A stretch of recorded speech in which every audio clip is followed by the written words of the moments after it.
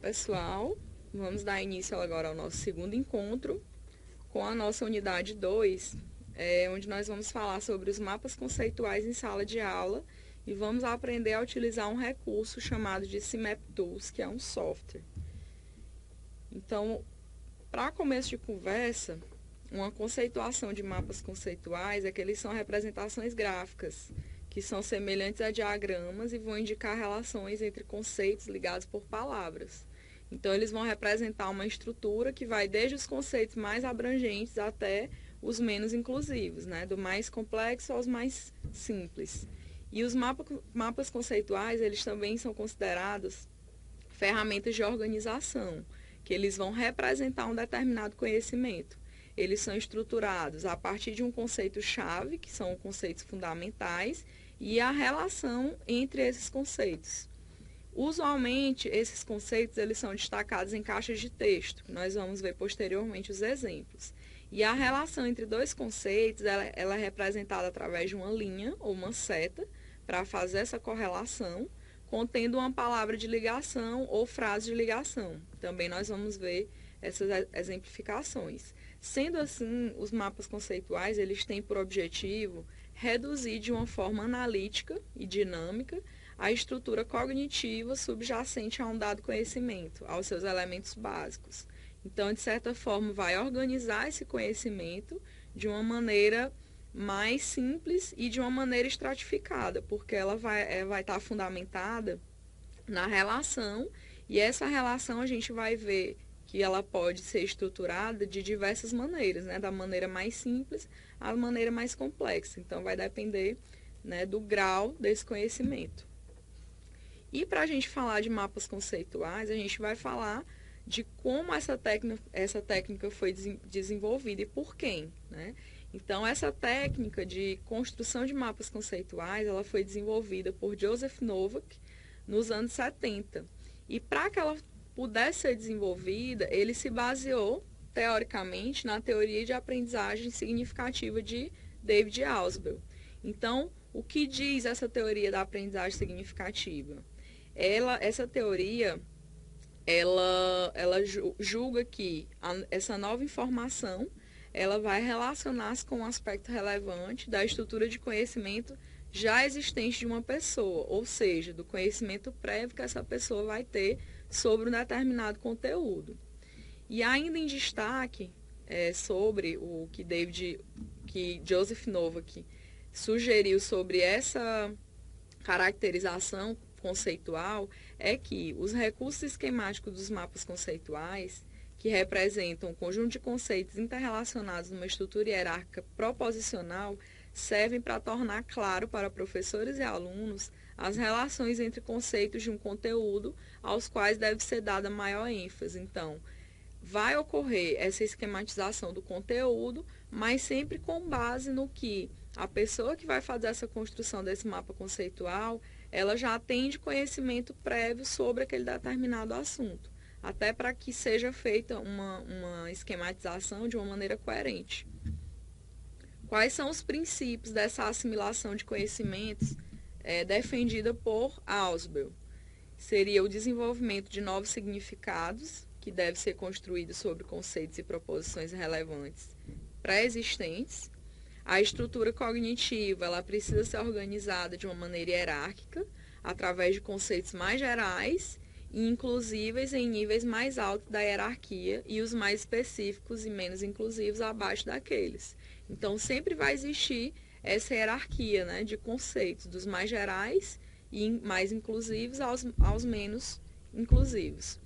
Quando o aluno aprende de uma maneira significativa, as relações entre os conceitos se tornam bem mais precisas e vão se integrar de uma maneira melhor com os outros conceitos e as proposições mais gerais. Então, essa é a importância que essa fundamentação teórica de David Ausubel foi importante para o desenvolvimento dessa técnica de construção de mapas conceituais. Essa hierarquização do conhecimento e a sua organização mediante um conhecimento prévio. Com base nesses princípios de assimilação, existem 3 condições para que a aprendizagem significativa ela ocorra de fato.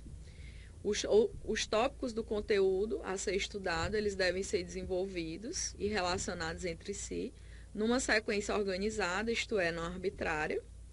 O aluno, ele deve querer aprender, ele tem que ter algum motivo pelo qual ele deve se esforçar. E o material deve ser potencialmente significativo, isto é, não deve estar num nível muito acima ou ser sobre um assunto totalmente desconhecido que impeça a ancoragem na sua estrutura cognitiva.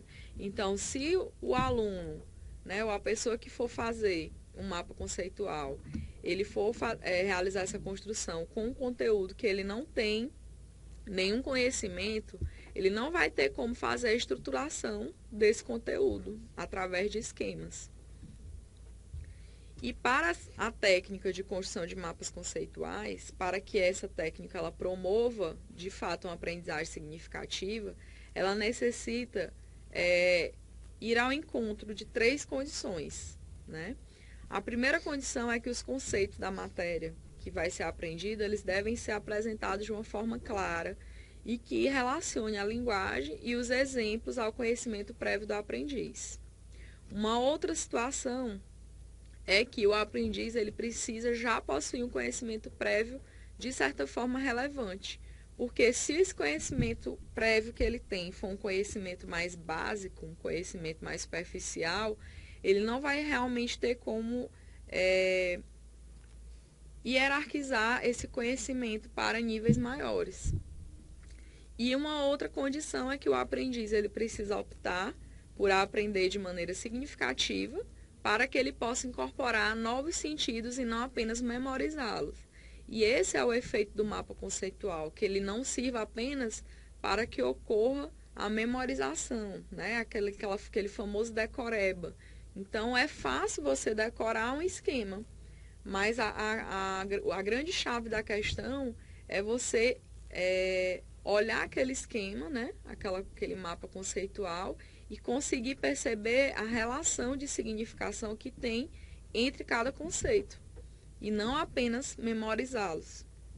Então, as ideias de Vygotsky, além de David Alsbaugh, também deram sustentação ao uso dos mapas conceituais, no sentido de que a construção do conhecimento e a influência da interação social para o desenvolvimento potencial do aluno influenciem na construção de um mapa conceitual. Então, Vygotsky ele estava bastante relacionado tanto com a construção do conhecimento como a influência dessa interação social. E que essas duas características, né, elas também vão estar influenciando nessa estruturação do conhecimento, através dos mapas conceituais. Então, a caracterização de um mapa conceitual, ela vai requerir uma proposição. E essa proposição, ela se dá pela relação entre os conceitos, como a gente pode observar aqui nesse exemplo no slide. Então, existe sempre uma correlação entre os conceitos que vão estar se ligando no mapa conceitual. E sempre há uma relação entre os dois conceitos. Essa relação, ela vai se ligar e vai ser expressa através de um verbo ou uma frase de ligação, ou uma palavra de ligação. Então, como a gente vê aqui no exemplo, moda é investimento. Qual é o verbo de ligação? É. Então, os conceitos, em geral, eles são descritos por substantivos. Olha esse outro exemplo. Aqui eu tenho, ao invés de um verbo, eu tenho uma frase de ligação. Só para exemplificar. O verbo das frases de ligação, eles devem estar conjugados de acordo com o sentido que você quer dar àquela proposição. Então, olha outro exemplo aqui. O papel foi originado do papiro. Então, a partir do momento que eu quero um sentido naquela proposição, eu vou conjugar o verbo de acordo com esse sentido. Se ele vai estar no passado ou se é no presente, então vai ser de acordo com a maneira como eu quero organizar essas ideias na forma de um mapa conceitual. E antes de estruturar um mapa conceitual, o que é necessário?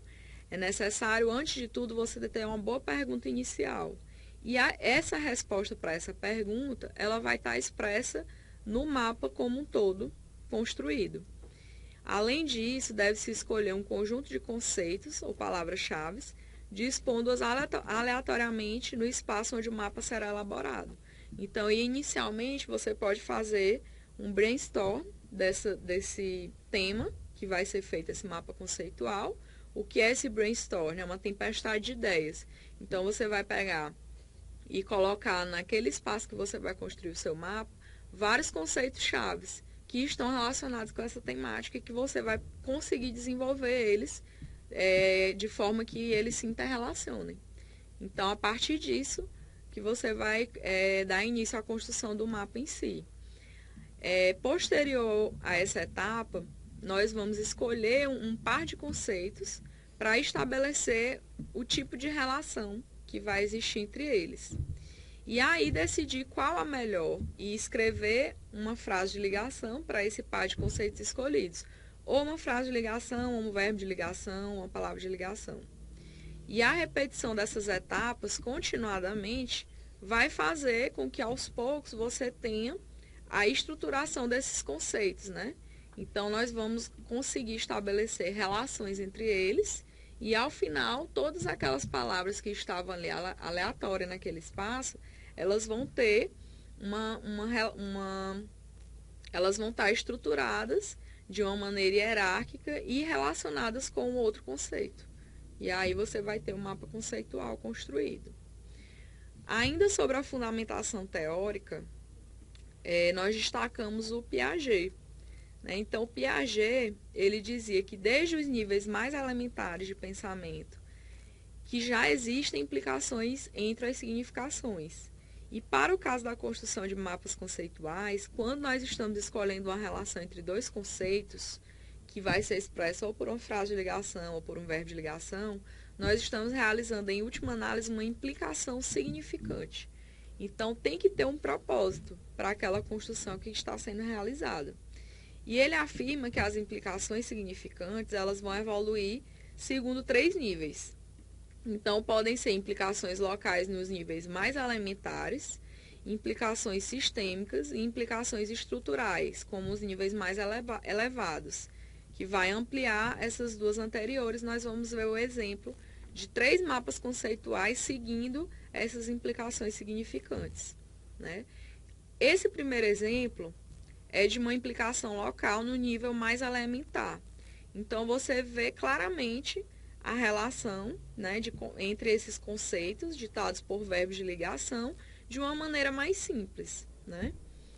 Nesse segundo exemplo, que é um exemplo de uma implicação sistêmica, a mesma temática ela é organizada de uma maneira com a inserção de mais conceitos chaves e de uma relação maior entre esses conceitos. Então, você vai sistematizar mais essa temática. E nas implicações estruturais, são os níveis mais elevados. Como vocês estão observando aqui nesse exemplo, vocês podem perceber que existe uma correlação, né, entre esses conceitos, só que de uma maneira mais aprofundada, né, mais complexa, envolvendo essa temática com uma fundamentação teórica em relação àquele mesmo conteúdo. E aí nós vamos ver os diferentes tipos de mapas conceituais. O primeiro deles é o tipo teia de aranha, que ele tem uma certa facilidade de elaboração.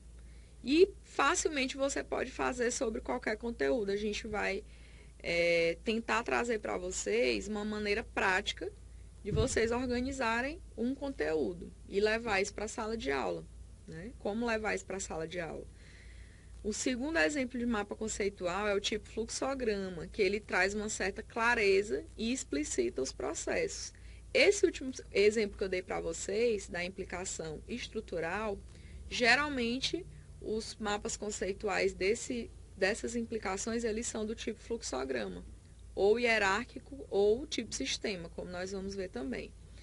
O terceiro tipo é o tipo sistema, ou também conhecido como entrada e saída, que enfatiza o produto que descreve.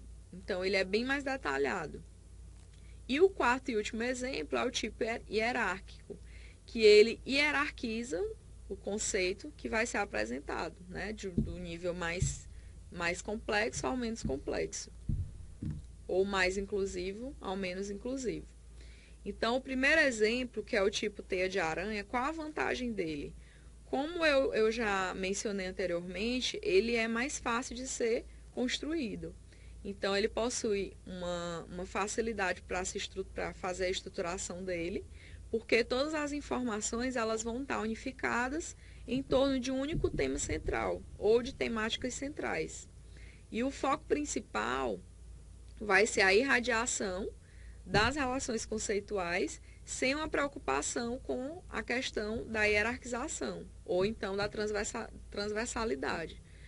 Qual a desvantagem desse tipo de teia de aranha? Ele tem uma dificuldade em mostrar as relações entre os conceitos e, desse modo, ele permite a percepção de uma integração entre as informações. Não fica clara a opinião do autor sobre a importância relativa entre os vários conceitos e o conceito central. Então, ele acaba levando a pessoa que vê esse tipo de mapa conceitual a memorizar essa esquematização. Por quê? Porque ele não traz de forma clara essa relação entre os conceitos, como vocês vão ver aqui nessa imagem. Ó. Eu tenho a conexão entre esses conceitos, mas claramente eu não tenho aquela relação, né, de significação entre esses conceitos. Então, ele é mais fácil de ser memorizado. O tipo fluxograma, a vantagem dele é que ele traz uma facilidade de leitura. E as informações elas vão estar organizadas de uma maneira lógica e sequencial. Qual a desvantagem dele? Ele tem a ausência de um pensamento crítico, normalmente é incompleto na exposição de uma determinada temática e é construído para explicitar um processo, sem a preocupação de explicitar determinado tema. Então, na sua gênese, né, na sua essência, ele não pretende facilitar a compreensão do processo, mas pretende otimizar a sua execução. Então, ele não quer facilitar a compreensão da relação entre os conceitos, mas apenas de otimizar a sua execução, como se fosse uma sequência. Olhem esse exemplo aqui, da equação de segundo grau. Então, esse exemplo de mapa conceitual, ele não quer demonstrar a facilidade para que você entenda como é uma equação de segundo grau. Mas aqui, claramente, quem é da área e até quem não é da área, vai poder compreender qual é o passo a passo para que você desenvolva uma equação de segundo grau ou entenda o que é uma equação do segundo grau. Outro tipo de exemplo de mapa é o tipo entrada e saída. A vantagem é que ele vai mostrar várias relações entre os conceitos e a desvantagem é que algumas vezes é difícil de ler devido ao grande número de relações entre esses conceitos. Então, na sua gênese, ele pretende explicar a transformação de insumos em um produto acabado. É adequado para explicar processos que impliquem em entrada e saída. Como nós vamos ver aqui, por exemplo. Aqui eu tenho o exemplo das fazendas de produção, né? Então, como se dá o processamento até chegar à mesa do consumidor? Saindo lá, por exemplo, na produção de leite, né? Produção de carne. Então, como se dá desde o início até chegar à mesa do consumidor?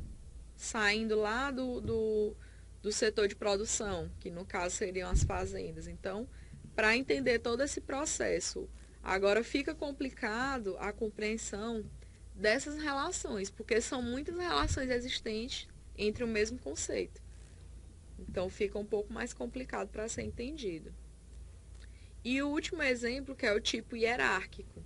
A vantagem desse tipo de mapa conceitual é que os conceitos eles são mais inclusivos e estão explícitos. Os conceitos auxiliares e menos inclusivos estão interrelacionados. E, além disso, esse tipo de mapa conceitual, ele vai estruturar o conhecimento de uma maneira mais adequada à compreensão humana, considerando em posição de destaque os conceitos mais inclusivos. A desvantagem dele, ele é bem mais difícil para ser construído. Por quê? Porque ele vai expor a estrutura cognitiva do autor sobre o assunto. Então, ele vai trazer claramente a opinião do autor. E isso fica notável. E a sua construção, ela sempre representa um grande desafio, visto que vai explicitar principalmente para si a profundidade do conhecimento do autor sobre o tema do mapa. Então, para que seja feito um mapa conceitual do tipo hierárquico, primeiramente é necessário que se tenha um profundo conhecimento sobre a temática, além de apenas conhecimento prévio, né? Então, deve-se ter um aprofundamento e uma complexidade sobre aquela temática que se quer desenvolver. Olha aqui o exemplo de um mapa do tipo hierárquico. Ele é bem mais complicado de ser construído e ele demonstra a opinião clara do autor. Aqui no caso eu tenho um exemplo de um mapa conceitual de uma dissertação de mestrado, né, como vocês podem observar. Então é bem mais complexo e para que se faça um mapa desse é necessário um aprofundamento do conhecimento, né?